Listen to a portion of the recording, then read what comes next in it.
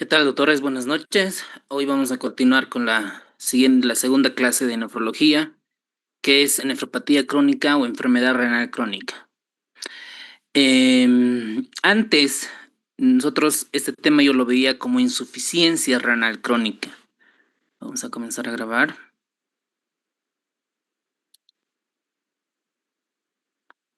Recording in progress. Entonces, antiguamente, este tema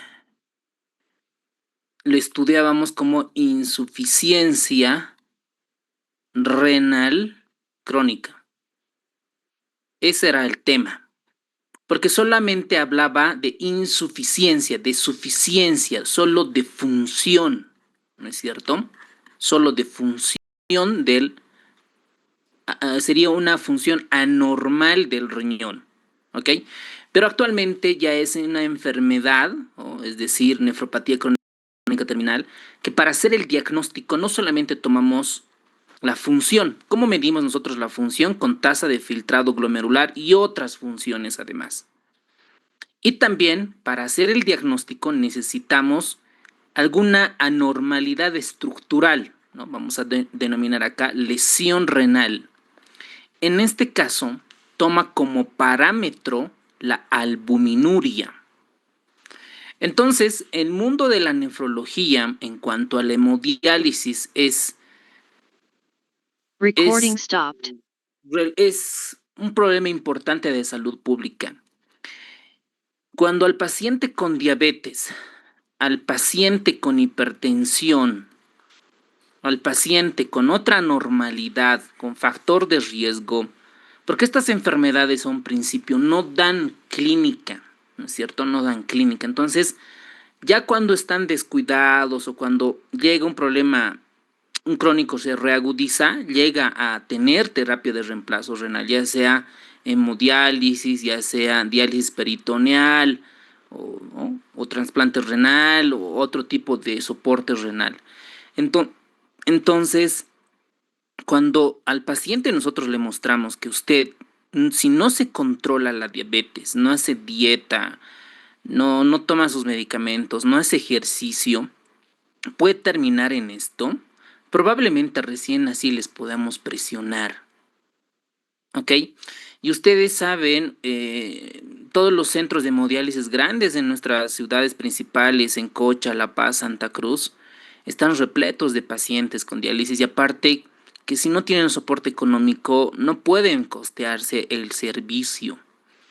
Entonces aquí tenemos el seguro social, otros seguros y la parte igual del gobierno, el SUS, dan soporte a este tipo de pacientes y pues la carga administrativa es alta en ese tipo de pacientes y su mortalidad es alta. Estos pacientes que tienen enfermedad renal crónica, ¿de qué creen que fallece? ¿De qué? ¿De infección, de sepsis, de evento vascular tipo hemorrágico? ¿Cuál es la principal causa de muerte en los pacientes con enfermedad renal crónica? A ver, veamos el chat. Eso, muy bien. De enfermedad cardiovascular. ¿No se imaginan? Ahorita he dejado de grabar un ratito para que contarles algunas cosas de nuestra realidad. Por ejemplo, bueno, voy a pasar por alto algunas cosas, pero es un problema importante de la parte administrativa. Ya hay centros de nefrología que tienen 40, 50 máquinas de hemodiálisis y hay cosas que cuando el gobierno, o no sé, no meter a eso, ¿no?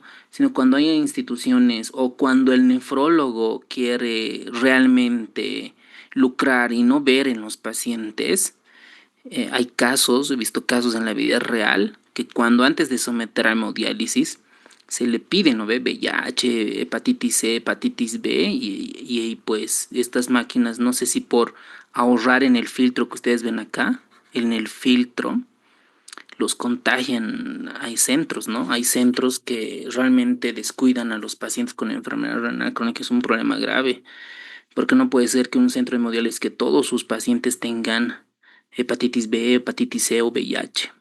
Entonces hay cosas fatales que pasan en este mundo de la nefrología, ¿cierto? Porque por cada sesión de hemodiálisis paga, ¿no? Ya sea el seguro, el ministerio o a otras instancias. Y ahora con todas las cosas que ha subido, debe estar peor la cosa, la situación. O sea, han subido el doble o el triple de cada una de las máquinas, los filtros, porque todo se importa, ¿verdad? La mayoría, los líquidos, los sales y etcétera. Y obviamente el costo de la hemodiálisis, ya sea por cualquier seguro, no han aumentado. Seguramente deben estar, por ejemplo, un filtro, ¿cuántos usos tiene? ¿Y a cuántos pacientes les dan? O sea, he visto tantas cosas. Normalmente estos pacientes necesitan anticoagulación. Miren, aquí ven, esta es una fístula, ¿verdad? No, en la fístula normalmente no necesitas mucha anticoagulación, pero los que tienen catéter de doble lumen acá, se debe de anticoagular, ¿ok? Después se tiene que administrar hierro, se tiene que administrar eritropoyetina a estos pacientes, hacer cinética de hierro laboratorios. Imagínense si el costo ha aumentado el doble o el triple. A los centros que brindan el servicio de hemodiálisis debieron de bajar. Y hay casos donde yo he escuchado, y algunas veces he corroborado, que en vez de darles heparina les daban agua destilada. O sea, cosas bien jodidas, graves, ¿no? Que los pacientes se infectan, hacen trombosis. No, así les contara, doctores, es nuestra realidad, es bien jodida, ¿no? Y por eso a los familiares siempre tratarlas de cuidar de la diabetes, la hipertensión, porque saben que es la primera causa de mortalidad o para llegar a enfermedad renal crónica. Recording in progress. Entonces, los pacientes que tienen diabetes, hipertensión u otra enfermedad genética como poliquistosis renal pueden terminar en hemodiálisis. Y estar en hemodiálisis es ir 2, 3 veces a la semana a hacer la terapia de reemplazo renal. Y si no va, pues se muere el paciente, ¿verdad? Y pues suele pasar estas cosas. Veamos este caso clínico, por ejemplo. Paciente masculino de 64 años de edad con antecedente de diabetes. Ok, ya sabes todas las complicaciones de la diabetes. Y ahí ustedes van a exprimir el conocimiento de la endocrinóloga que va a dar la parte de endocrinología en cuanto al manejo de la insulina, porque a veces no hay suficientes endocrinólogos para hacer el manejo. Entonces, el médico internista o el médico general tiene que hacer el manejo de la insulina. Entonces, ahí, recomendación, ¿ok? Sacar todo el conocimiento de la parte práctica, lo que no está en los libros, en la parte teórica de las insulinas. Ahora, este paciente, además de tener diabetes, tiene hipertensión. Acude por fatiga, es el motivo de consulta, disnea de esfuerzo y palidez. La fatiga puede deberse por muchas causas, ¿no?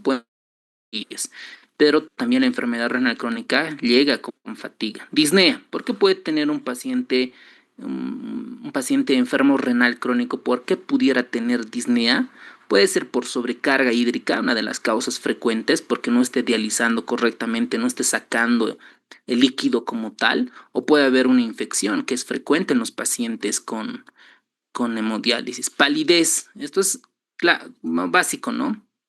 Básicamente es por anemia, ¿no? Si está pálido y hay que corroborar con laboratorio. Ahora, miren a esto. Estos son miren, dice que tiene enfermedad renal crónica estadio 4. No ha requerido transfusiones. Miren la presión arterial. Esto es pregunta de examen. En un paciente con enfermedad renal crónica, ¿cuál es el objetivo? Menos de 110/70, menos de 120/80. ¿Cuánto es el punto de corte para que la presión arterial esté controlada? Hemoglobina de 9.1 tiene este caso clínico. Lo mismo en Santa Cruz, Cocha, Sucre, etcétera, a nivel del mar. ¿Con cuánto se transfunde a un paciente con enfermedad renal crónico?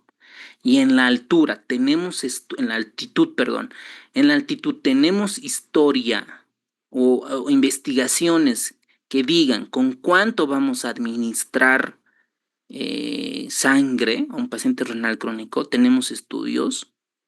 Asumimos que el residente de nefrología o el médico nefrólogo o la sociedad de nefrología debería hacer un estudio grande multicéntrico en varios hospitales, a un grupo darles con hemoglobina de 7-10 o algún otro punto de corte para ver desenlaces primarios y secundarios, ¿verdad? Deberíamos de realizar. No sé si hay. El volumen corpuscular medio 88 femtolitros. Miren, la ferritina 230 y la saturación de la transferrina 25. La creatinina 4.6 es crónico, o sea, no nos da mucha relevancia, es crónico, siempre va a estar alta. Y la tasa de filtrado glomerular está 22, ¿ok? 22. Entonces, miren, con la tasa de filtrado glomerular yo ya puedo estadificar qué tan grave es la enfermedad renal crónica, en qué estadio está. Pero me falta otro dato que es la albuminuria, la lesión renal como tal. Entonces, ¿cuál es la pregunta de este caso? ¿Cuál es la causa más probable de la anemia de este paciente? Ustedes cuando vean anemias con el hematólogo tienen que dominar esta interpretación. ¿Cuánto es el volumen corpuscular medio? ¿Cómo se interpreta la ferritina? ¿Cómo se interpreta la saturación de transferrina? Si esto es ferropénica, no es ferropénica, es por inflamación o es por sideroblastosis o cualquier otra etiología.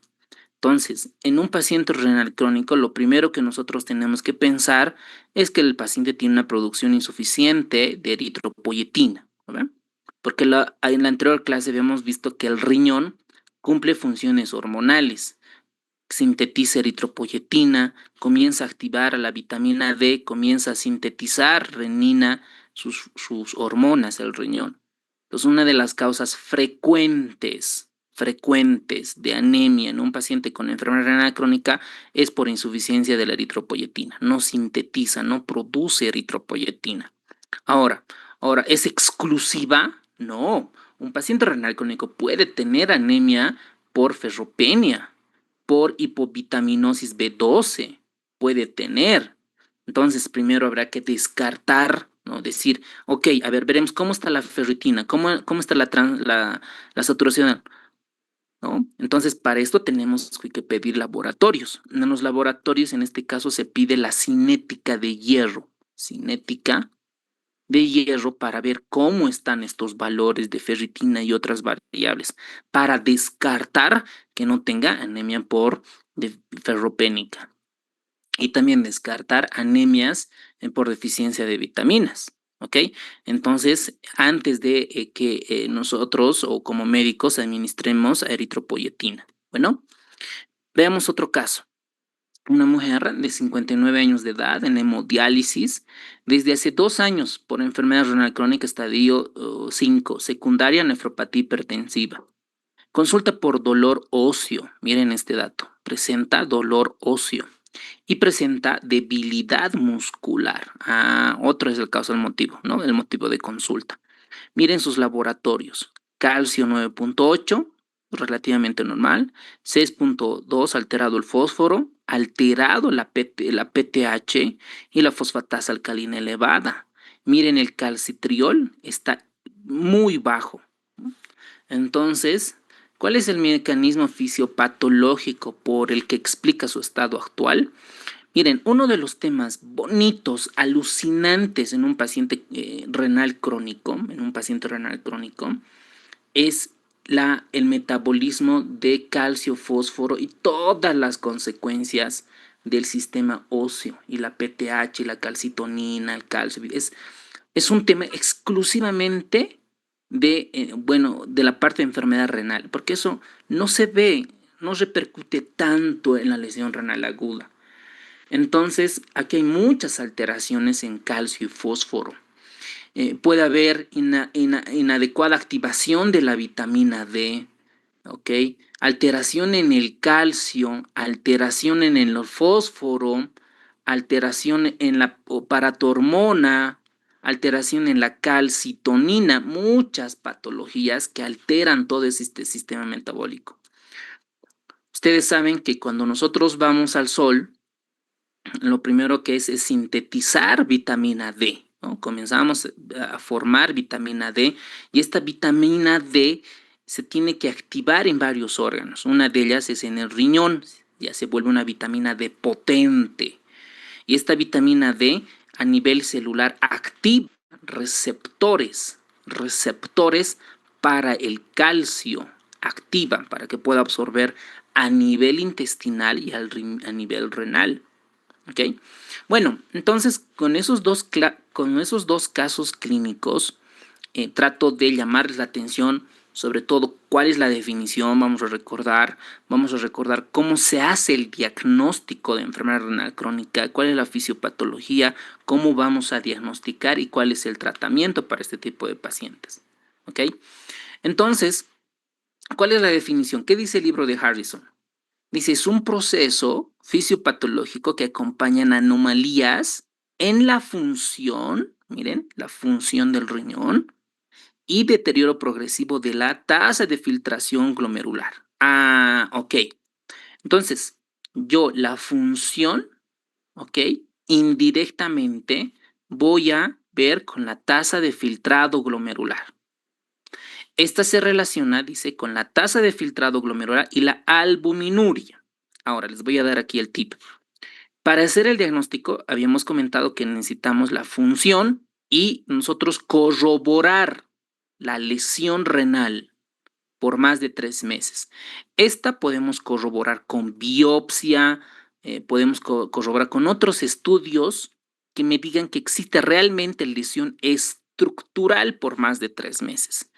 Y aquí, para simplificar, vamos a tomar la albuminuria.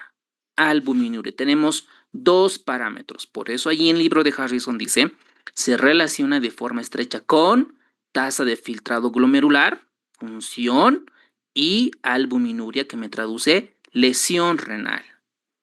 Se define como una estructura o función renal anormal. Miren, estructura con lesión renal, albuminuria voy a valorar con esta variable y función con tasa de filtrado glomerular. Y esto tiene que estar por más de 3 meses. ¿Ok? Muy bien. Entonces, miren, dice, chronic kidney disease, ¿no? Es definido como anormalidades en la estructura, ¿cómo voy a ver esto? Con albuminuria y función, ¿cómo voy a ver? Con la creatinina, ¿no? Con la creatinina yo voy a sacar tasa de filtrado glomerular.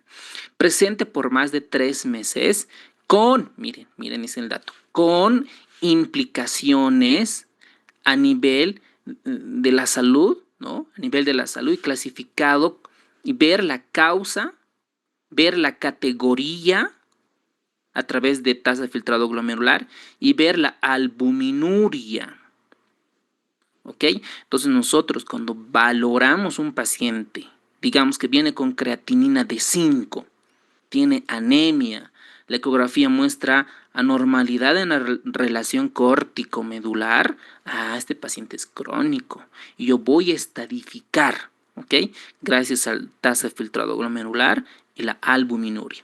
Esta tasa de filtrado glomerular va de G1 a G5 y la albuminuria va desde A1 a 3. ¿Ok?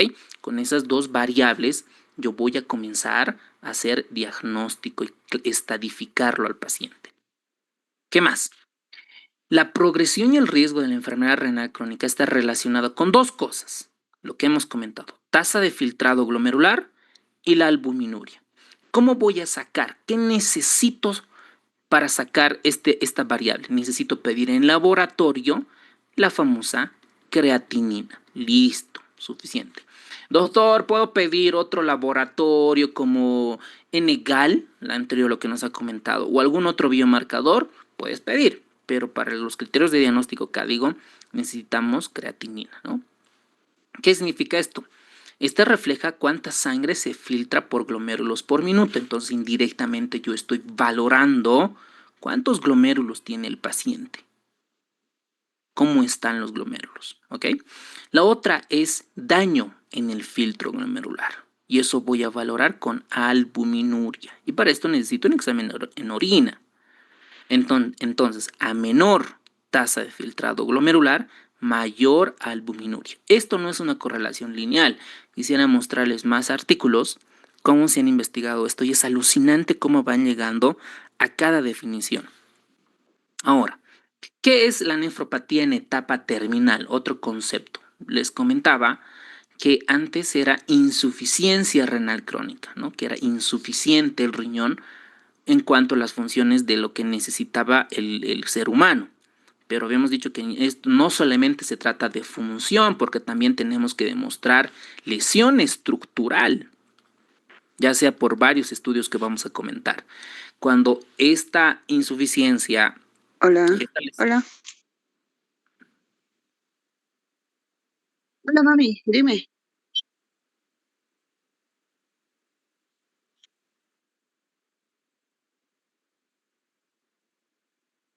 ¿103 es Miyashiro o Sebastián? ¿Cuál es el real y cuál es el parásito? Los van a sacar a los dos del Zoom si no se reportan en 5 segundos.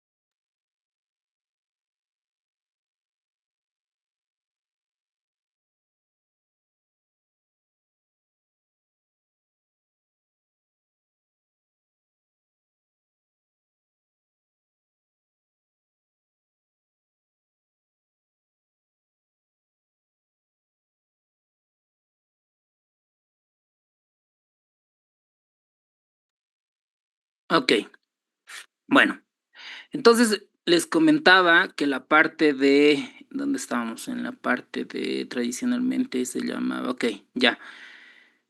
Entonces la enfermedad renal crónica llega a un punto terminal. Si nosotros hablamos solo de tasa de filtrado glomerular,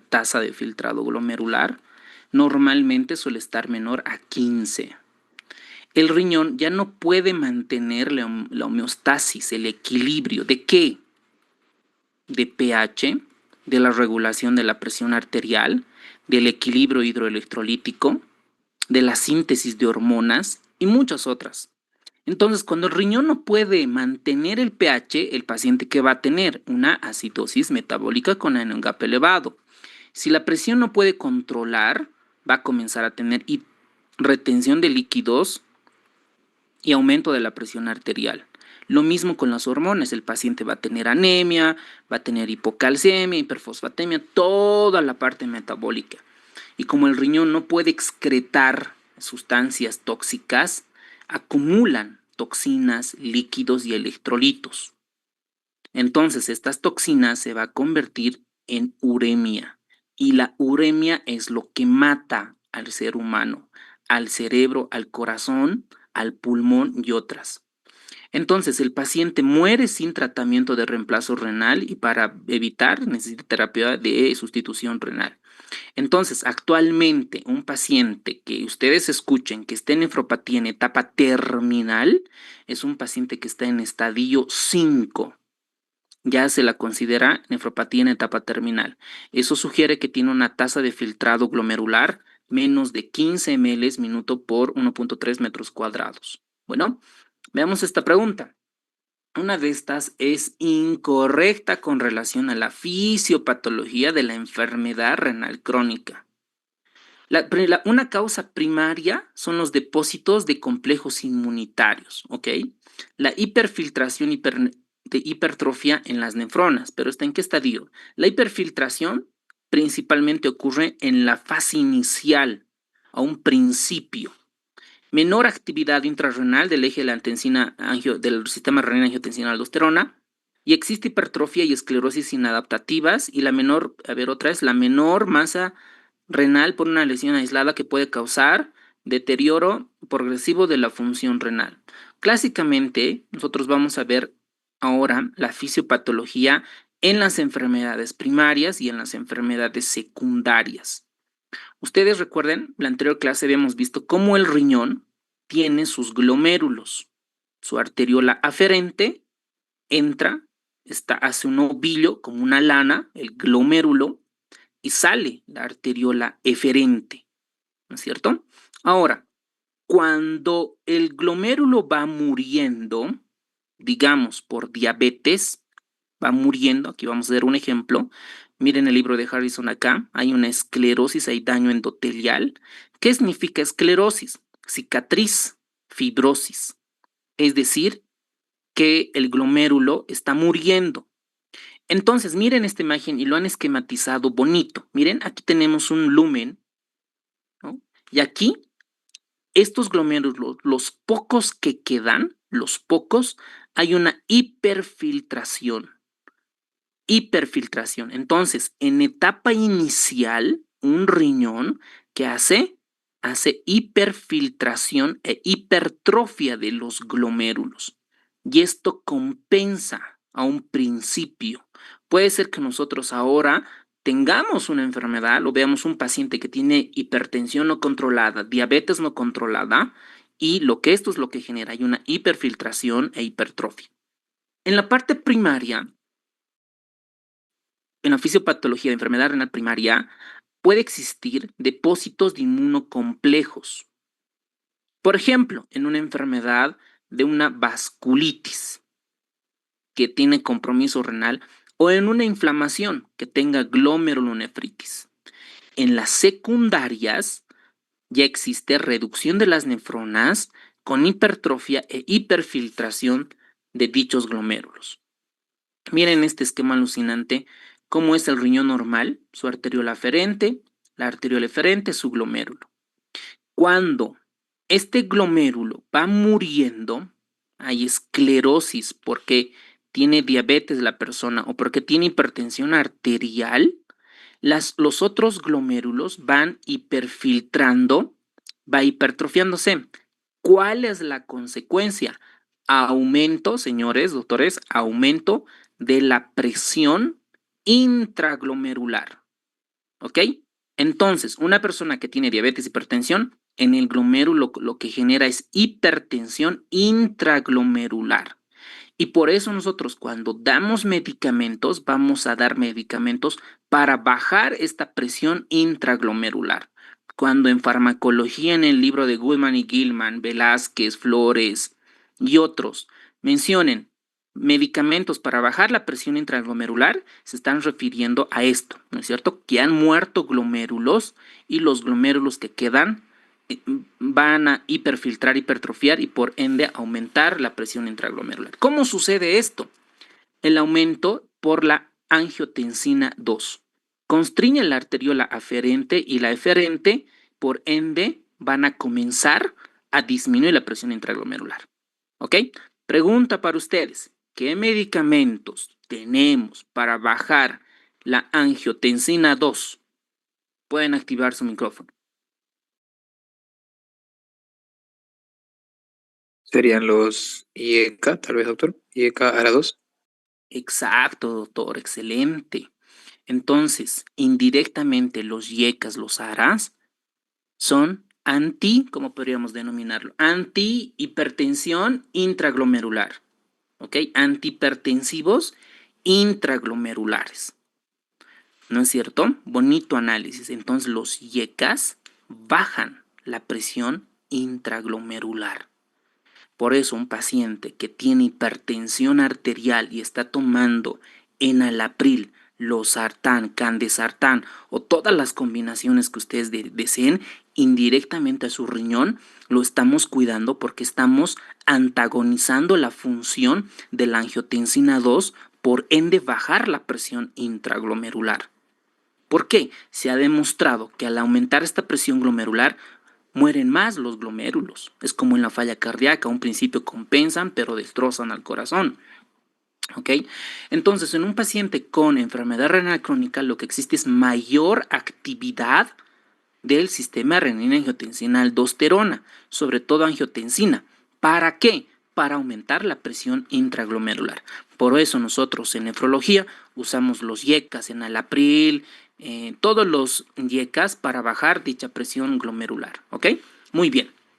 Aquí viene la medicina preventiva, que mucha gente, cuando no es consciente, sobre todo el estatus social bajo, el que tiene un nivel sociocultural muy bajo, porque no mide las consecuencias de que puede llegar a una enfermedad renal crónica. Y esto es donde va la medicina preventiva. Las personas que son conscientes, etcétera, que tienen un poquito de educación en la parte de salud, pueden controlar estos factores de riesgo. Ahora, sería bonito, yo creo que los libros que van a salir ahora, cada factor de riesgo lo van a cuantificar, ¿no? Por riesgo relativo u otro ratio, para ver qué enfermedades tiene la potencia estadística para describir cada uno de estos. Miren, tenemos enfermedades crónicas no renales, por ejemplo, la diabetes, el síndrome metabólico es un factor de riesgo. Enfermedades autoinflamatorias como lupus, vasculitis, infecciones por VIH, hepatitis B, hepatitis C, ausencia de infección por el Jacob, exposición a sustancias nefrotóxicas como los antineoplásicos, hipertensión, son factores de riesgo. Esto ya no los podemos modificar. Miren, la edad, ustedes saben que por cada año que pasa se pierde función renal, tasa de filtrado glomerular. La población de ascendencia, antecedentes heredofamiliares y riesgo de enfermedad renal crónica de causa desconocida, como por ejemplo en Centroamérica y otros lados. Y miren, el nacimiento prematuro, un índice de masa corporal mayor, hematuria microscópica también son factores de riesgo para enfermedad renal crónica. Comienzo en la edad adulta, por ejemplo, una lesión renal aguda que puede convertirse en crónico, preeclampsia, las causas genéticas, infecciones virales. Miren cómo el COVID, el SARS-CoV-2, se ha vuelto un factor de riesgo para enfermedad renal crónica. Lo mismo en cuanto al estilo de vida, tabaquismo, la alimentación y la actividad física, que son claves, porque estas sí las podemos modificar. Porque en cuanto a los genes, etcétera, no sé qué tanto podríamos hacer. Pero en cuanto al tabaquismo, la alimentación y la actividad física es re importante para cuidar nuestros riñones, ¿ok? Ahora, para el examen no es necesario memorizar toditas, porque sería una irresponsabilidad grande del docente que pueda hacer una pregunta y preguntarnos cuál es el gen de la nefropatía asociado a alteración de colágeno tipo 4, por ejemplo, ¿no? Una pregunta ridícula, no sé, ¿no? Súper ignorante el tipo que pueda hacer ese tipo de preguntas, porque ni el nefrólogo, ¿no? Entonces, en este caso es más para genetista, más para investigación. Ahora, si me preguntan, por ejemplo, ¿cuál de los genes de la poliquistosis renal autosómica dominante es la más alterada? Ok, todavía se podría considerar, sabiendo que en nuestro país, Bolivia, tampoco la poliquistosis renal es algo hiper frecuente, ¿no ve? Muy frecuente para que nosotros podamos dominar y todo el conocimiento que nosotros tengamos, aplicarlo a la parte práctica en este tipo de pacientes, ¿ok? Entonces, identificar el factor de riesgo temprano en una enfermedad renal crónica creo que es clave. Y esto indirectamente va para todos los centros médicos, que esto es un punto clave, ¿no? Para decir, ok, detección de hipertensión, de diabetes, de enfermedad renal, mucha gente no lo sabe por ignorancia, porque no saben las implicancias que tiene. Entonces ahí, valorar la creatinina, valorar la albuminuria puede salvar la vida, porque cuando hay un diagnóstico precoz podemos hacer el tratamiento y modular la enfermedad. Incluso el libro de Harrison menciona, a pesar de que hay una tasa de filtrado glomerular normal, hay personas con riesgo de desarrollar enfermedad renal crónica. Ahí están los factores de riesgo, los más frecuentes en nuestro medio: diabetes, hipertensión, es clave en esto. Factores conocidos: lesión renal aguda, tabaquismo, factores genéticos y la genética, ¿ok? Ahora, suelen preguntar, esto no he visto tanto en Bolivia, en otros países, por ejemplo, la poliquistosis renal autosómica dominante, que es una de las causas genéticas, escuchen bien, genéticas frecuentes de enfermedad renal crónica. Permítanme, hay como 38 personas que quieren entrar a la clase. A ver, vamos a ver si están identificados correctamente para checar. Muy bien, seguramente el Zoom va a comenzar a extraer. Bueno, ahora, nada más por teoría. No es necesario esto para el examen. Se han identificado, ustedes saben, dentro del glomérulo tenemos los podocitos, que tienen prolongaciones primarias, tienen prolongaciones secundarias, que van a recubrir el glomérulo. Entonces, se han identificado en estos podocitos alteraciones, tanto en el túbulo. Alguien tiene su micrófono activado.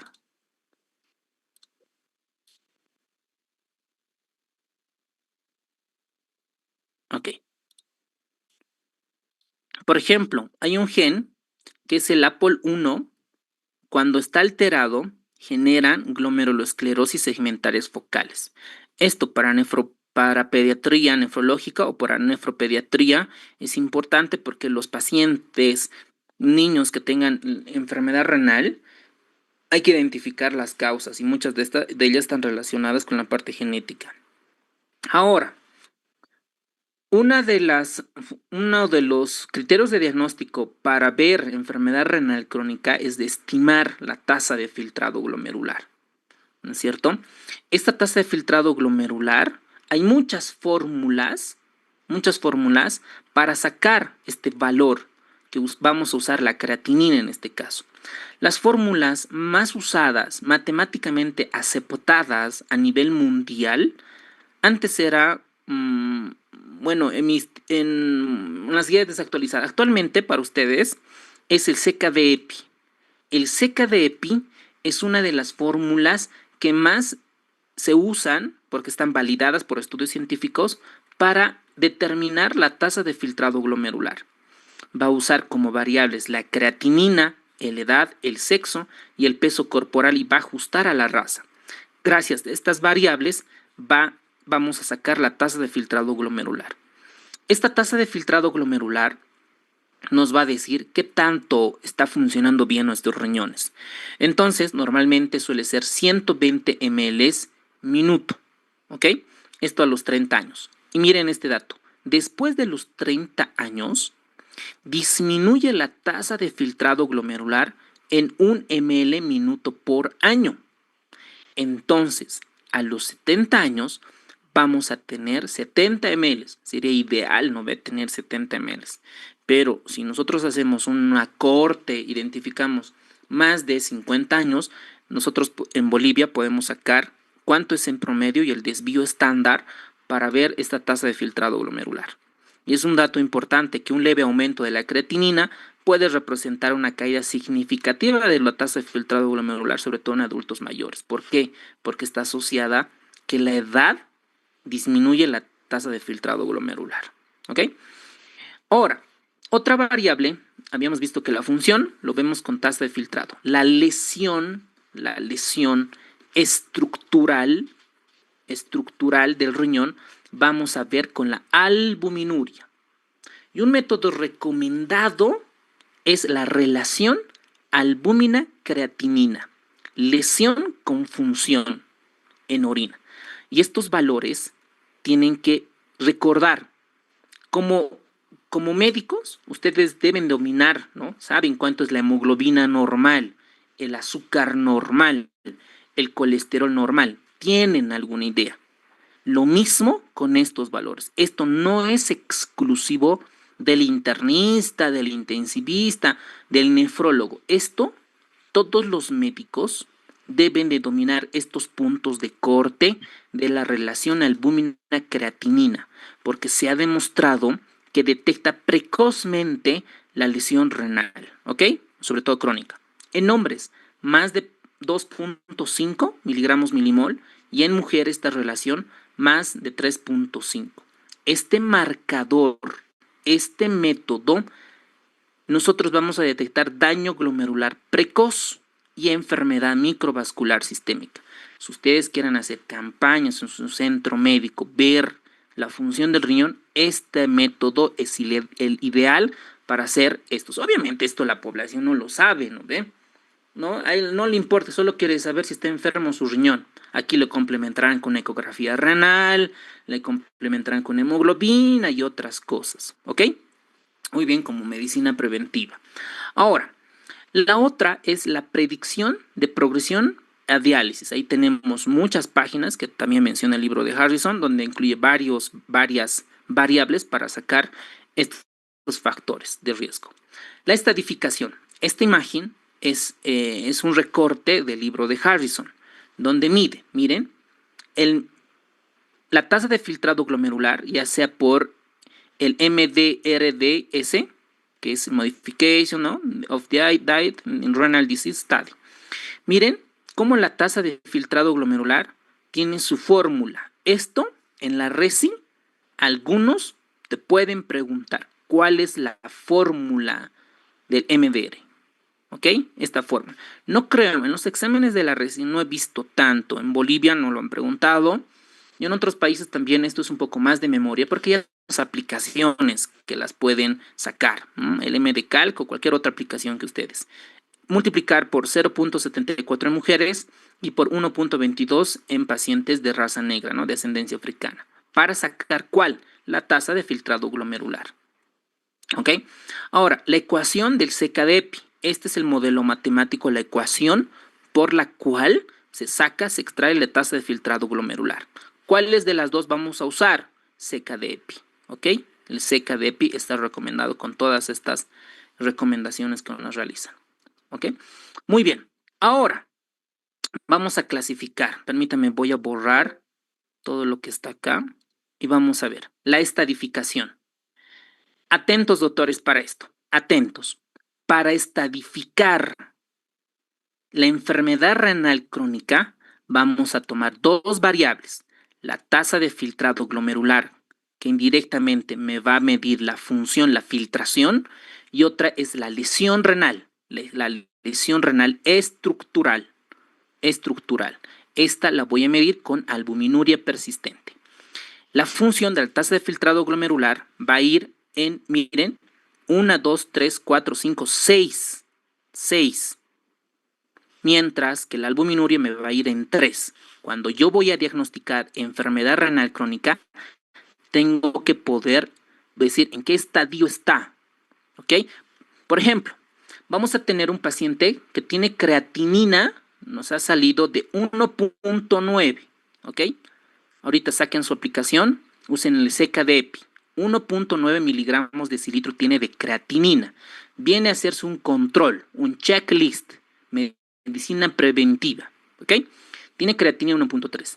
Tiene albumina de albuminuria, tiene de 36 miligramos milimol. ¿Ok? Miligramos milimol tiene. Pregunta para ustedes. ¿Cuál es el estadio de enfermedad renal crónica utilizando estas dos variables? ¿Ok? G1 va a tener una tasa de filtrado glomerular mayor o igual a 90, G2 entre 60 y 89, G3A entre 45 y 59, esto ya lo pueden interpretar. La albuminuria normal o un aumento leve es menos de 3 miligramos milimol, ¿ok? A2 es de entre 3 a 30 y A3 es mayor a 30 miligramos milimol.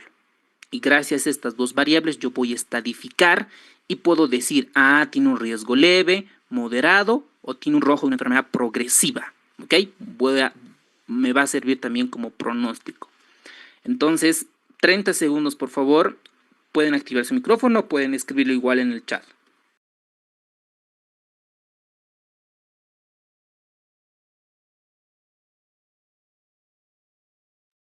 Buena pregunta. No es negro, no es de raza asiática y es mujer, ¿ok? Es dama, ¿ok? En esta pregunta.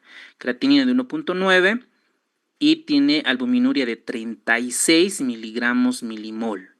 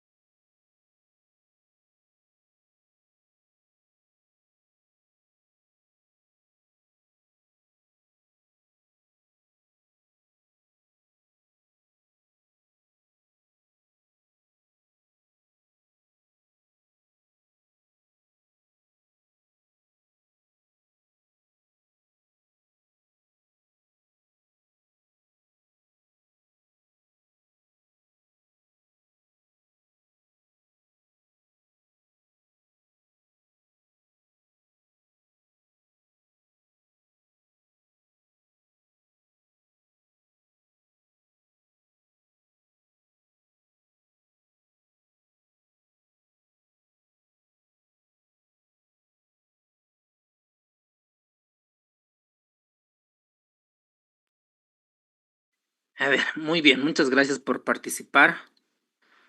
Estadio 5, fallo terminal. Pero, ¿qué estadio tiene, pues? ¿Cuál es la categoría? Los espero, con calma, no se preocupen.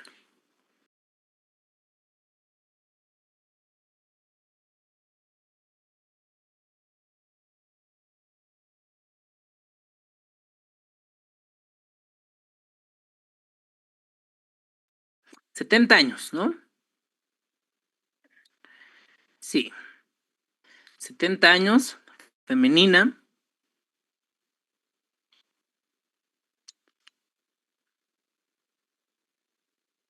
Los espero con calma, no se preocupen.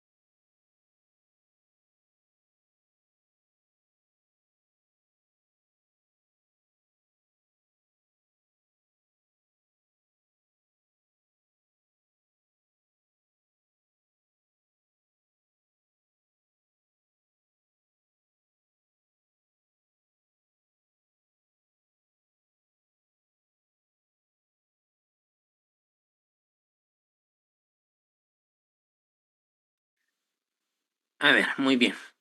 A ver, vamos a abrir la aplicación. El que yo uso es el Quex Calculate. Así está en Play Store, en Apple Store. Calculate, calculate. Ahí vamos a buscar CK de EPI. CK de EPI o EPI. Aquí está. Está CK de EPI. Está con 2021 up to date. Y está CK de EPI, creatinina, cistatina C, la ecuación del 2021. Hay una parte que es la cinética de la tasa de filtrado glomerular. Está el MDR. Esos dos son la clave. Vamos a usar, a ver, el CK de EPI. Género, nos dice femenino. Edad, ¿cuánto pusimos? 70, ¿no? 70. Creatinina, 1.9 de creatinina. Y me sale la tasa de filtrado por CK de EPI 28.1. Entonces, si tiene 28.1, nos va a salir en G4. Entonces sería enfermedad renal crónica G4 y tiene proteinuria 36A3. Esa sería la clasificación. G4 con A3. ¿Ok?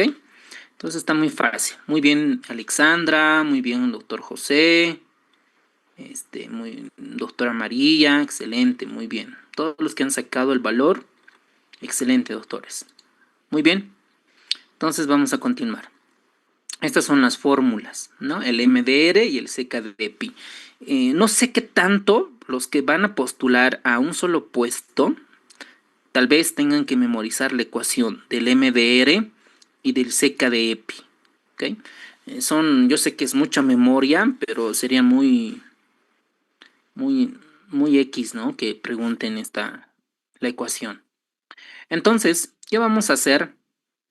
Cuando se detecta enfermedad renal crónica en fases 1 y fases 2, normalmente la persona está asintomática y allí un paciente que es consciente de su enfermedad, ya sea diabetes, hipertensión o algún otro factor de riesgo, tiene que ir con el nefrólogo para detectar, o al menos con un médico que esté capacitado y pueda detectarle una enfermedad renal, ¿ok?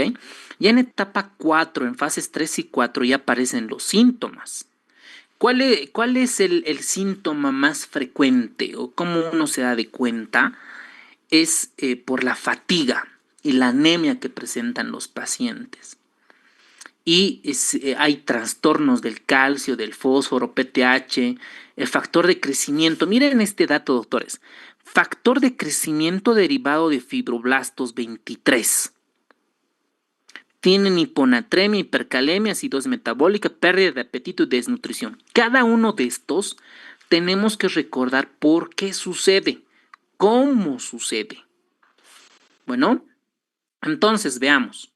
Factor de riesgo es donde nosotros ahí el paciente tiene que autocriticarse y decir, ok, voy a controlar esta enfermedad. Para eso necesito mi creatinina, la albuminuria, la relación entre estas, para ver daño renal temprano. Clasificación, según Cadigo, ver la progresión, ver los síntomas si están en etapa 3, 4 y 5 y cuándo referir al nefrólogo o cuando un paciente ya está grave en las últimas. Y las personas que no son conscientes, que tienen un nivel sociocultural bajo o económico, llegan en esta fase lamentablemente en síndrome urémico, básicamente en estadio 5 y obviamente requiere terapia de reemplazo renal. ¿Ok? Muy bien, doctores. 20 segundos por cada pregunta, entonces. Vamos.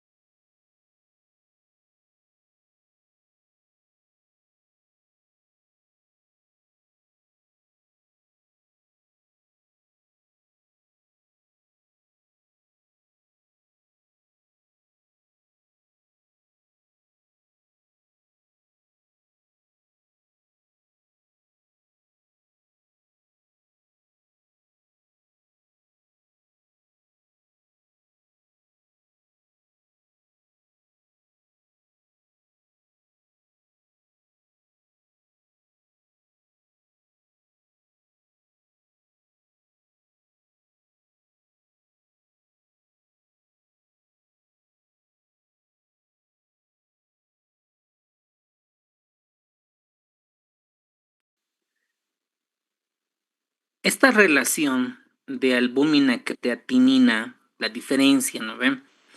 Normalmente al paciente, ¿qué le dices? La primera muestra de la orina de la mañana, la primera muestra de la orina de la mañana, si utilizamos dicha muestra y pues, sobre todo para evitar las variaciones de la postura y la hidratación.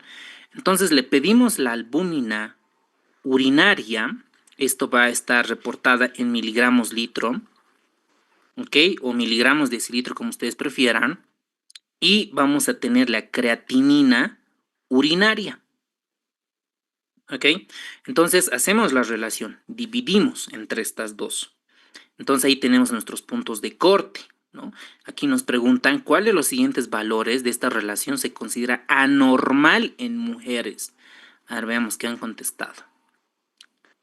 En inciso C, la mayoría en inciso sí, correcto. Más de 3.5. Muy bien, doctores. Listo, con eso ya están los cracks en nefrología. Vamos con las demás preguntas.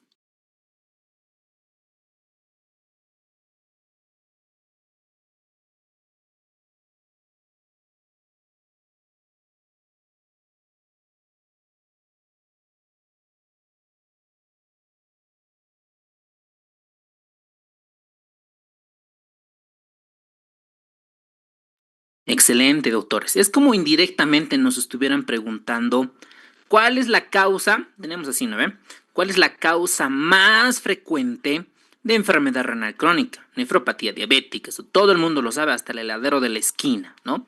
¿Cuál es la causa más frecuente? ¿Cuál es la causa más frecuente hereditaria?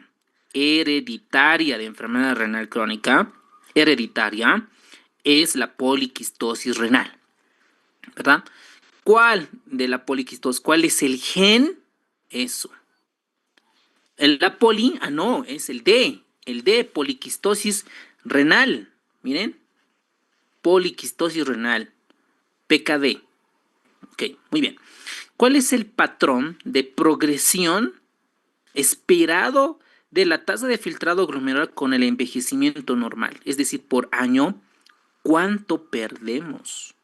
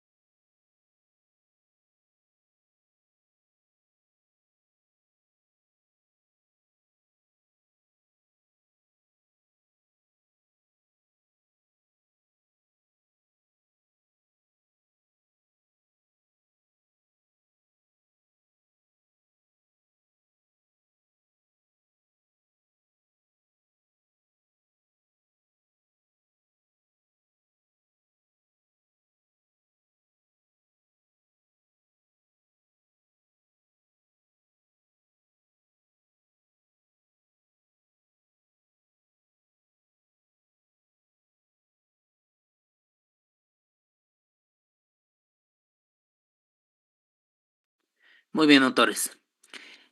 El 6% de la población, 6 personas de cada 100, van a estar en etapa 1 y 2. 4 por 5 de la población en etapa 3 y 4. ¿Cuál es la causa más frecuente? Eso no pueden perdonar esa pregunta. Es la glomerulopatía diabética, la nefropatía diabética, los nódulos de Kilmiston-Wilson, la nefroesclerosis, la glucosilación de proteínas y demás. Dominar nefropatía diabética, que es otro tema.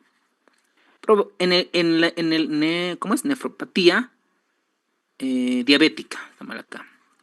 Nefropatía diabética. Como sugerencia, esto están estudiando enfermedad renal crónica, ¿no? Lean nefropatía diabética, ¿ok? Y sean internistas, emergenciólogos, intensivistas, pediatras, etcétera, les va a ayudar, ¿ok? Como recomendación, lean del libro el tema de nefropatía diabética. Luego están las otras enfermedades, glomerulosclerosis, relacionada con la hipertensión, enfermedad renal poliquística autosómica dominante y otras tubulopatías. Cuando el riñón no funciona, se acumulan toxinas. Y estas toxinas puede ser la urea principalmente. Entonces va a llegar a un síndrome urémico. ¿Qué es un síndrome urémico? Es la acumulación de estas toxinas, principalmente urea, creatinina. Eso se va a acumular. Y que estas toxinas lo que va a hacer es pérdida en las funciones metabólicas, hormonales y endocrinas. Y la inflamación sistémica crónica. Esta acumulación de toxinas, ¿ok? Tanto la urea como la creatinina son marcadores indirectos de todo este síndrome urémico. ¿Cuáles vamos a tener? Las hidrosolubles, principalmente la urea. Esto es cuando una persona hace hemodiálisis, esto es lo que se va a retirar, la urea. Hay sustancias hidrófobas más difíciles de eliminar, ¿ok? No todo elimina la terapia de sustitución renal. Hay ligadas a proteínas, como por ejemplo el cresol, el indoxilsulfato, que se van acumulando en estos pacientes, y sustancias nitrogenadas. Estas sustancias nitrogenadas nosotros en laboratorio medimos como NUS, como BUN en inglés, y este NUS tiene efectos tóxicos en el sistema nervioso central y promueven la inflamación. ¿Ok? Ahora, como el riñón tiene muchas funciones, cada función que se va apagando va a tener consecuencias. Cuando el riñón no sintetiza la eritropoyetina, la EPO, el paciente va a tener anemia normocítica normocrómica. Es el tipo de anemia más frecuente en pacientes renales. Como el riñón no activa la vitamina D3, el calcitriol disminuye. ¿Qué tiene el paciente? Hipocalcemia e hiperparatiroidismo secundario. ¿Por qué? La vitamina D, ustedes recuerden, que hace que forme receptores tanto a nivel intestinal como a nivel renal para captar calcio y a nivel plasmático estén los niveles de calcio normal. Si el paciente consume calcio pero no tiene puertas de ingreso, no tiene receptores en los enterocitos, en los túbulos, no va a poder absorber calcio. Por lo tanto, tiene hipocalcemia a nivel sérico. Entonces el cuerpo le dice, ¿sabes qué? Necesito calcio para contraer muchas funciones que tiene el calcio. Entonces va a las glándulas paratiroideas, ¿ok? A las hormonas paratiroideas. Entonces estamos en el cuello, esta es la glándula tiroides, y a unos costaditos está la glándula paratiroides con todas sus células, ¿no ven? Las células C y otras. Estas van a formar una hormona denominada la PTH. La PTH se encarga de aumentar de calcio a nivel sérico. Por lo tanto, como no hay calcio por culpa de la vitamina D3 y no hay D3 por culpa del riñón, entonces la PTH dice, yo voy a aumentar. Entonces genera hiperparatiroidismo secundario. Este hiperparatiroidismo secundario no solamente eleva el calcio, también hace disturbios a nivel metabólico, calcio, fósforo y sistema óseo. ¿Ok? Entonces, como el riñón está enfermo, no puede eliminar el fosfato. Por lo tanto, disminuye la excreción de fosfato. Por lo tanto, ¿qué sucede a nivel plasmático? Hiperfosfatemia. Y la hiperfosfatemia, ¿por qué es malo? Porque induce a la calcificación vascular. Es decir, los vasos sanguíneos del paciente se vuelven rígidos. Hay hipertensión arterial diastólica, no hay buena distensibilidad, afecta al corazón y toda la parte vascular. Entonces, como el riñón no puede regular el sodio, va a hacer que retenga líquido. Como no puede eliminar agua, retiene protóxido de hidrógeno. Entonces el sodio se hemodiluye, como si estuviéramos echando mucho líquido a la taza, ¿verdad? Mucho líquido. Entonces hay hiponatremia dilucional, ¿vale? Hiponatremia dilucional. Entonces el riñón se encarga de eliminar el potasio, a través de la aldosterona. Se encarga de eliminar. Como el riñón está enfermo, como no puede eliminar, genera hipercalemia. Y la hipercalemia genera arritmias cardíacas.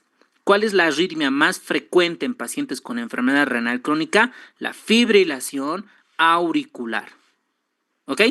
Entonces, todo tiene una consecuencia, ¿no? El riñón le pasa algo, algo sucede. Y ese algo a algo le causa.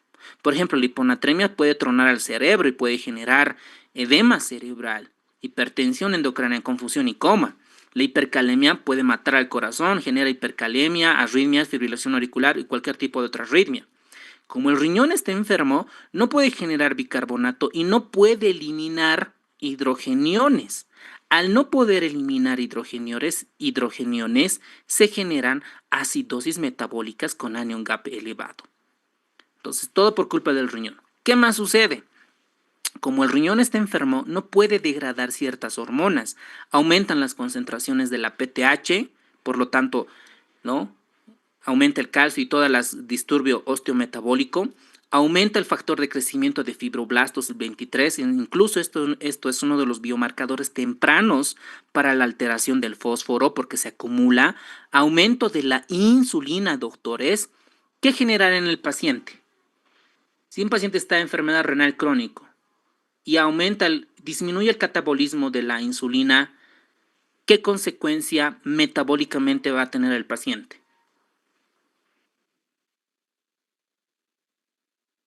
¿Qué vamos a esperar? Doctor, ¿puede ser acumulación del potasio? Ya, está bien, está bien. Hipoglucemia. Los pacientes con enfermedad renal crónica tienen tendencia a la hipoglucemia. Porque la insulina, ¿qué hace? Meter la glucosa dentro de las células. Y de manera crónica, los pacientes tienen hiperprolactinemia, disfunción eréctil, ginecomastia y otras consecuencias. Y todo esto genera disminución del apetito, metabolismo normal proteico y el paciente está hiperdesnutrido. Ustedes van a ver los pacientes que realizan hemodiálisis o están a punto de realizar, que de repente son gorditos, ¿no? A un principio, ser síndrome metabólico en algunas sociedades es belleza, ¿verdad? Entonces, tener síndrome metabólico genera nefropatía diabética hipertensiva y de repente enflaquecen de golpe.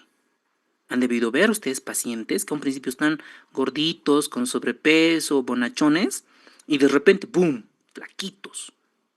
Porque ya la insulina hace ¿no? O sea, toda la enfermedad como tal.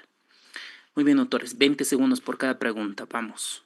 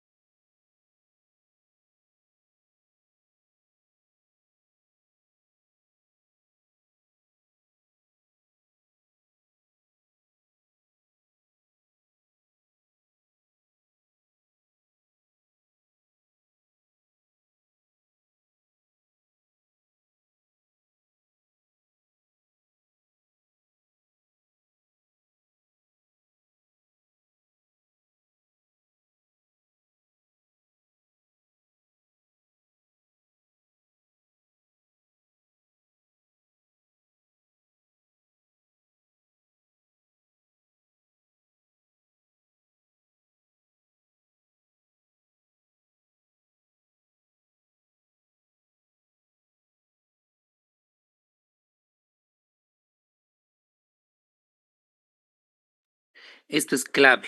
El factor de crecimiento de fibroblastos 23 es el biomarcador más temprano cuando hay hiperfosfatemia. Estos son conceptos relativamente nuevos.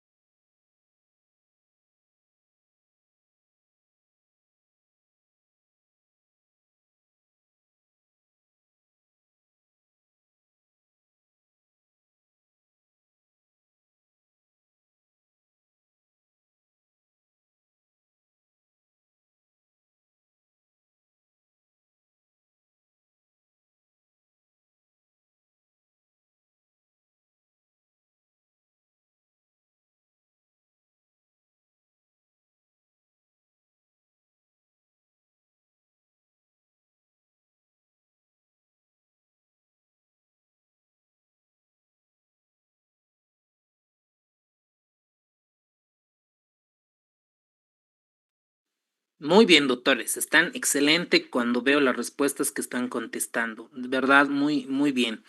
Con relación al simulacro de ayer, hay muy buenas notas, ¿ok? Los regalos y los premios van para los que están inscritos en el curso. Entonces se comunican inbox, y ok, nada más les habíamos comentado que tengan que estar bien su identificación, ya sea en el nombre o en el apellido, pero que esté identificado, ¿no? El código, el nombre o el celular, ¿no? El punto es que necesitamos esos 3 variables para podernos identificar. Nada más y hasta el jueves se pueden escribir y ya les vamos al equipo ya comunicado y dado la orden para que les hagan enviar sus regalos, ¿ok?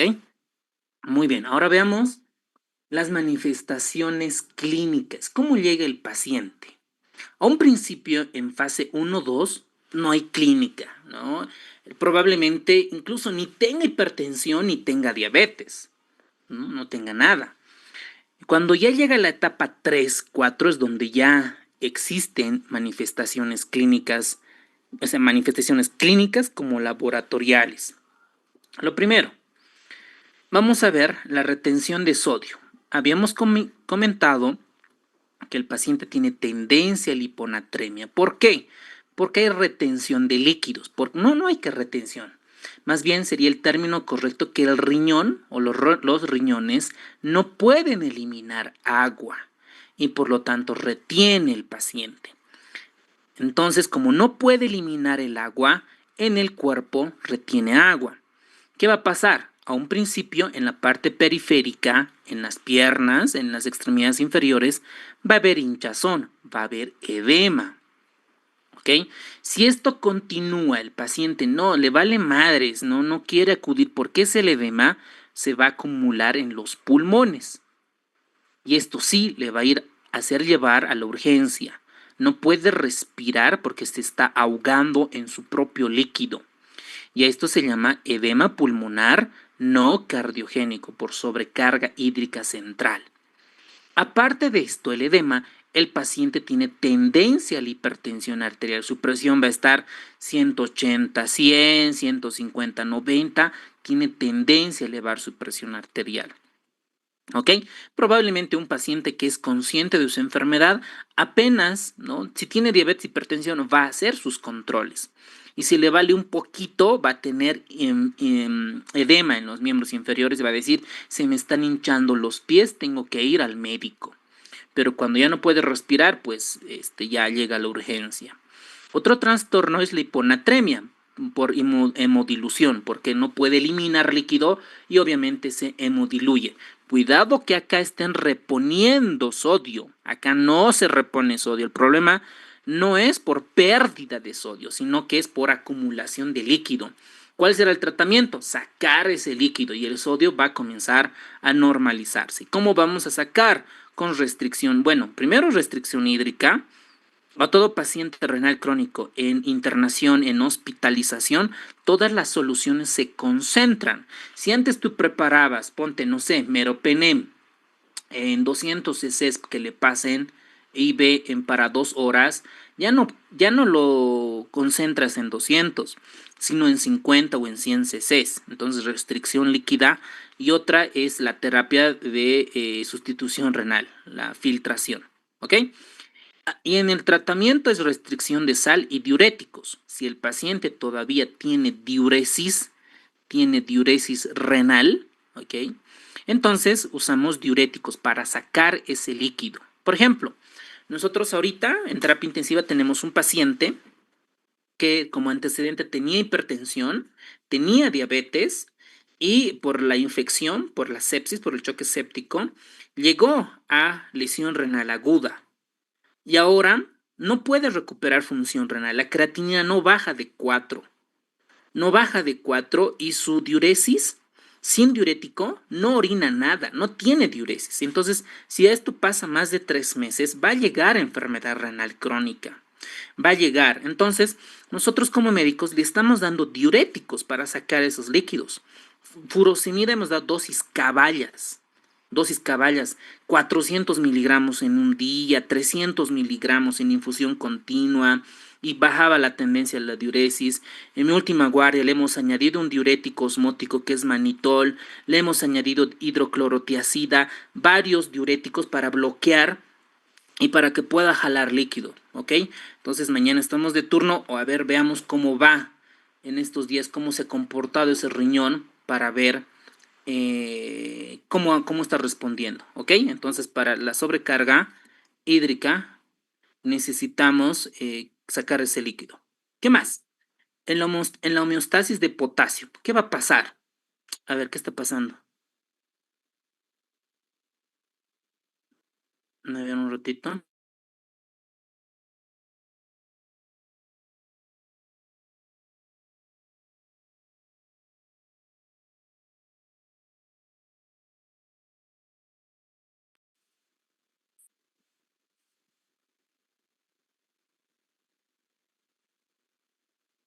Ahora sí, vamos con el trastorno del potasio.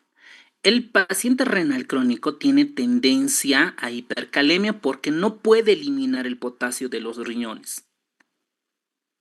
Entonces, como no puede eliminar este potasio, va a necesitar diálisis cuando es una hipercalemia refractaria. Ahora, ¿cómo vamos a causas de la disminución de la excreción renal? Primero, porque hay una reducción de la tasa de filtrado glomerular y hay una secreción distal de potasio. Fármacos que empeoran. Por eso, mira, les voy a decir algo, les voy a comentar. Miren, a un paciente renal crónico, no se le puede dar yecas y aras. espironolactona, amiloride o triamtereno. Pero doctor, nos ha dicho que a un principio tenemos que darle yecas para bajar. Sí, a un principio. Estos medicamentos que retienen potasio está contraindicado cuando tienen la tasa de filtrado glomerular menos de 30. ¿Ok? Si el paciente tiene 40, 50, 60, está bien, se puede dar estos medicamentos. Pero cuando ya tiene menos de 30 o algunos otros libros van a encontrar menos de 15 o menos de 20, ya no se da yecas y aras. Atiendan bien, doctores, los yecas y aras en una tasa de filtrado glomerular muy baja tienen tendencia a retener potasio, por eso está contraindicado por el sistema renina-angiotensina-aldosterona. ¿Ok? Otra causa de hipercalemia es el hipoaldosteronismo.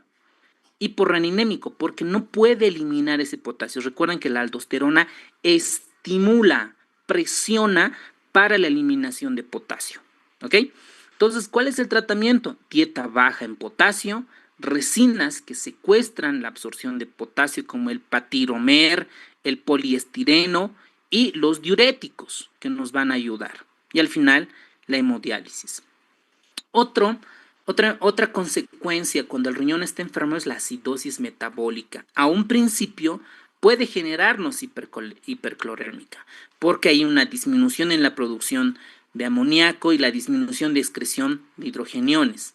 Luego, en estadios avanzados, ya se genera acidosis metabólica con anion gap elevado. ¿Y el tratamiento cuánto es? Cuando el bicarbonato esté menos de 23, un pH de 7.1, se suele dar tratamiento con bicarbonato de sodio. ¿Qué más? Vamos a tener el trastorno del metabolismo mineral óseo. Esto es clave, doctores. Miren, como hay hipocalcemia, ¿por qué está bajo el calcio? Porque no hay vitamina D3. ¿Por qué no hay calcitriol? ¿Por qué no hay vitamina D3? Porque el riñón está enfermo, no la puede activar. ¿De dónde viene la vitamina D2, D1? De la piel, ¿no? Cuando uno va a la playa, se va al Prado de Cochabamba, de La Paz, o se va a Santa Cruz a pasear, ¿no? O en los rayos del sol, en la piel, gracias al tejido solar subcutáneo, se activa la vitamina D, ¿no? Se activa. Y se potencia en los riñones. Como hay hipocalcemia, la PTH se incrementa por hipocalcemia. ¿Qué va a suceder? Indirectamente se va a sintetizar el factor de crecimiento de fibroblastos tipo 23. Este va a ser el primer biomarcador que nos va a decir que se está acumulando fosfatos. Se está acumulando, está elevándose. Después va a existir una disminución de calcitriol, esta vitamina D3, existe hipocalcemia y aumento de la PTH. ¿Cuál es la consecuencia de todo este disturbio hormonal? Lo que los pacientes van a tener osteitis fibrosa quística y tumores pardos de toda esta alteración. Además de todo esto, va a generar osteopatías adinámicas. ¿Cómo es eso, doctor? Es que el recambio óseo, normalmente el tejido óseo hay un recambio, se deposita calcio, se saca calcio, ¿no ven? Con todos los macrófagos, con todo el mecanismo. Disminuye este recambio óseo porque hay una supresión excesiva de la PTH. Entonces, por esta enfermedad, osteopatía dinámica, los pacientes tienen tendencia a las fracturas, osteoporosis y hay calcificación vascular. Donde el calcio debería depositarse en la matriz ósea del hueso, se deposita a nivel vascular. Por lo tanto, la disfunción diastólica en falla cardíaca va a ser prevalente. Otra normalidad de todo este disturbio es la osteomalacia. ¿Por qué sucede la osteomalacia? Porque hay una disminución en la mineralización por deficiencia de calcitriol. ¿Y cuál es la consecuencia? Un osteoide no mineralizado. ¿Qué más vamos a tener? Por la hiperfosfatemia. La hiperfosfatemia va a generar muchas consecuencias. Por culpa del aumento del fósforo, va a haber calcificación vascular y riesgo cardiovascular aumentado. Por la disminución de la PTH y el bajo recambio óseo, hay depósito de calcio en vez del hueso en vasos sanguíneos. Y este aumento ¿no? El aumento de factor de crecimiento de fibroblastos tipo 23 está asociado a hipertrofia ventricular izquierda. Y otra alteración del metabolismo óseo es la famosa calcifilaxia. Esta imagen que ustedes ven es una imagen del libro de Harrison. Miren cómo en la piel hay necrosis, como si estuviera quemado, como si hubiera una cicatriz, una necrosis, ¿verdad? A esto se llama necrosis, vamos a darle un nombre, no porque está muerta el tejido, isquémica dolorosa de la piel y el tejido celular subcutáneo. ¿En quiénes sucede esta enfermedad? En pacientes con enfermedad renal crónica avanzada, en pacientes que tienen tendencia a la hiperfosfatemia. ¿Y cuál es el factor de riesgo? Un paciente con enfermedad renal crónica y se expone, digamos, porque tiene fibrilación auricular y debemos de anticoagular y un INR de 2 a 3 y le damos warfarina. Y la warfarina es el factor de riesgo importante para que pueda generar calcifilaxia. ¿Cuál es el tratamiento? Oxígeno hiperbárico, se ha demostrado que también tiosulfato sódico puede mejorar y obviamente retirar la warfarina. Y alguien dirá entonces, doctor, ¿qué vamos a usar para anticoagular si un paciente con enfermedad renal crónica tiene tendencia a la hipercalemia y sabemos que en la enfermedad renal crónica la arritmia más frecuente es fibrilación auricular? Pues tenemos rivaroxaban, enoxaparina, heparina y otros, ¿no? Enoxa y heparina en la parte aguda y tal vez la parte subaguda y crónica, el rivaroxaban y otros anticoagulantes. ¿Ok? ¿Qué más? A nivel de laboratorio, es increíble en los pacientes renales crónicos. Por ende, sabemos que aumento de la creatinina y de la urea, porque disminuye la función excretora. Aumento del fosfato, hay hiperfosfatemia con hipocalcemia.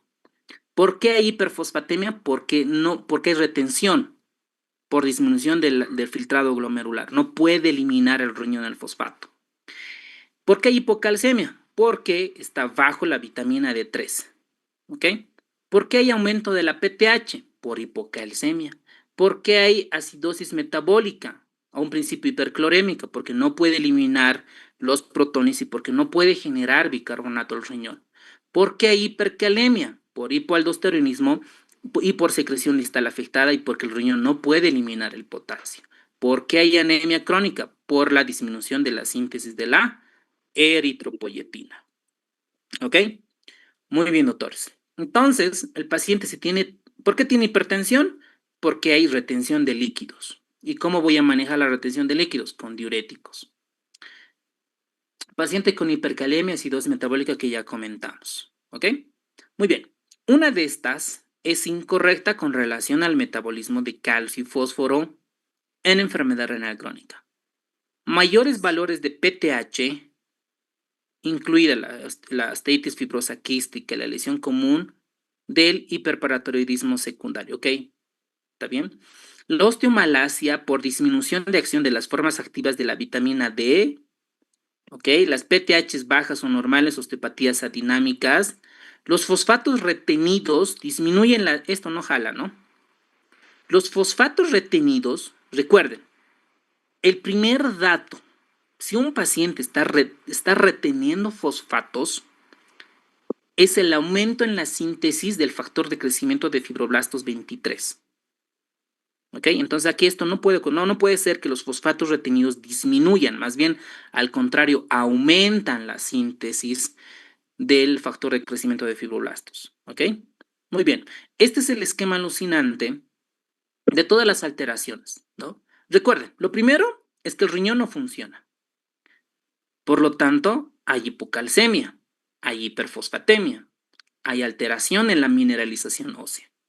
Esto genera hiperparatiroidismo secundario, disminución del calcitriol y aumento del factor de crecimiento de fibroblastos. Este hiperparatiroidismo secundario genera reabsorción de calcio, aumenta la excreción de fósforo y activa la resorción ósea de los osteoclastos. Y puede llevar a un hiperparatiroidismo terciario.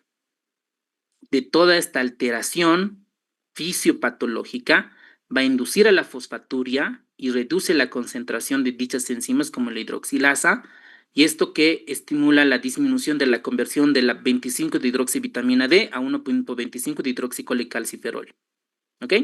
El punto es baja calcio, aumenta fósforo y todo el disturbio metabolismo óseo en pacientes con enfermedad renal crónica. ¿Ok? Muy bien. Sabemos que toda esta alteración lleva a calcificación vascular, osteodistrofia renal, osteitis fibrosa quística, calcifilaxia, enfermedad ósea dinámica, osteomalacia, osteoporosis. La alteración hematológica. Sabemos que es por falta de la eritropoyetina, pero no es la única. Miren lo que dice el libro de Harrison. Lo principal para el examen es disminución en la síntesis de eritropoyetina, ¿ok? Pero hay otros factores. Normalmente sabemos que vive 120 días el glóbulo rojo. En pacientes con enfermedad renal crónica vive 50, 70. Hay diatéresis hemorrágica, sangran, hay ferropenia, hay hiperparatiroidismo y por ende hay cicatrización en la médula ósea. Por ende no forma bien glóbulos rojos. Hay inflamación crónica, deficiencia de ácido fólico, vitamina B12. Por eso a los pacientes con enfermedad está indicado o realizar cinética de hierro para descartar que no tengan anemia ferropénica o por hipovitaminosis. Hemoglobinopatías y enfermedades coexistentes como hiperparatiroidismo y otros. ¿Ok? Muy bien, doctores, ya estamos por terminar la clase, ya nos falta solo tratamiento. Entonces, 20 segundos por cada pregunta, por favor.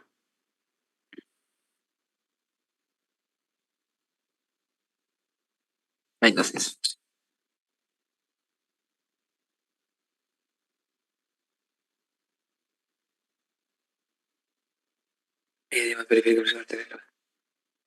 Ay, sí.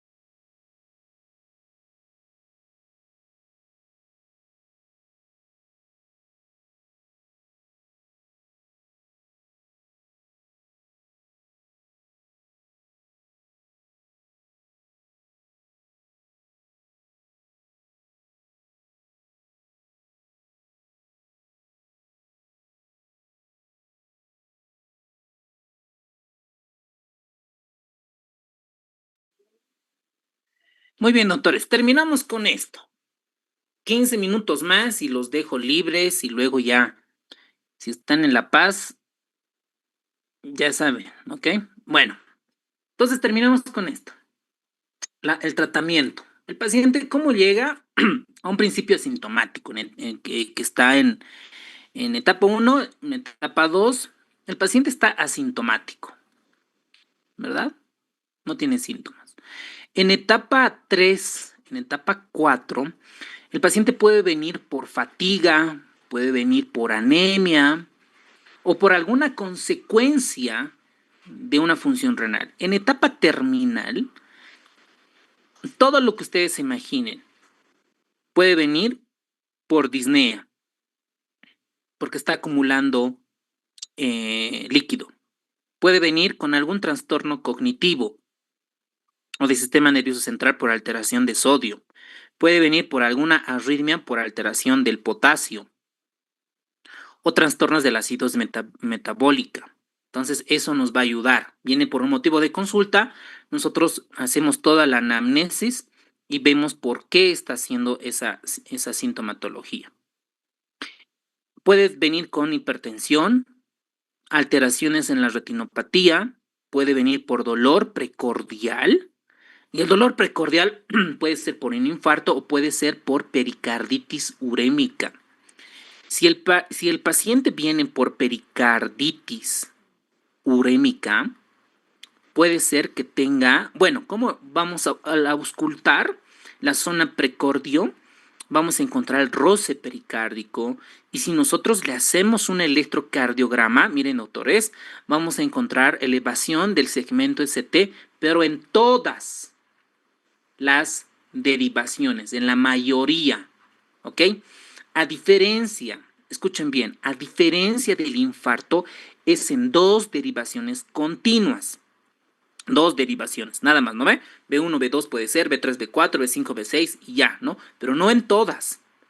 Entonces, mientras que la pericarditis urémica o una pericarditis que puede llegar a tener un derrame pericárdico o puede tener elevación del supradesnivel en todas las derivaciones, y si es un taponamiento cardíaco, obviamente con pulso paradójico, hipotensión y demás. ¿Ok? Ahora, el tratamiento, ¿qué vamos a hacer? Para el fósforo elevado, dieta baja en fósforo, quelantes de fósforo, como cuál, el carbonato, el acetato, y un medicamento importante que es el famoso sevelamer. Esto es un secuestrador de calcio, un quelante de calcio.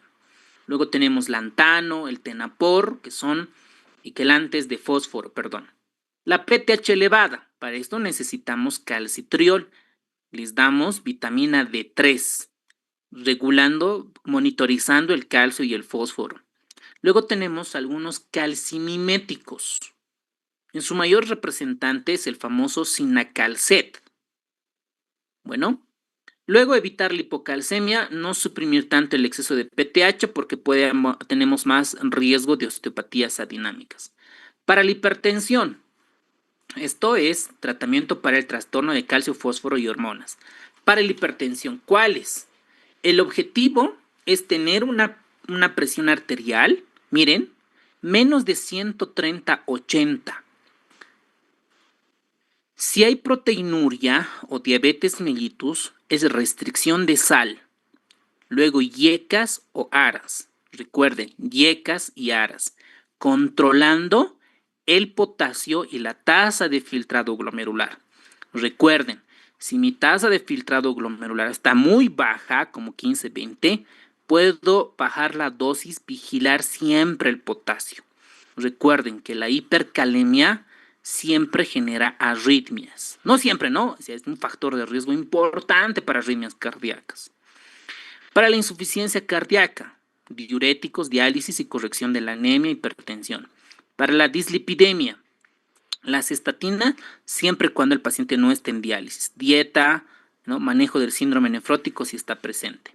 Para pericarditis urémica, diálisis urgente. Eso es clave. Normalmente sin heparina. Esto es pescadita.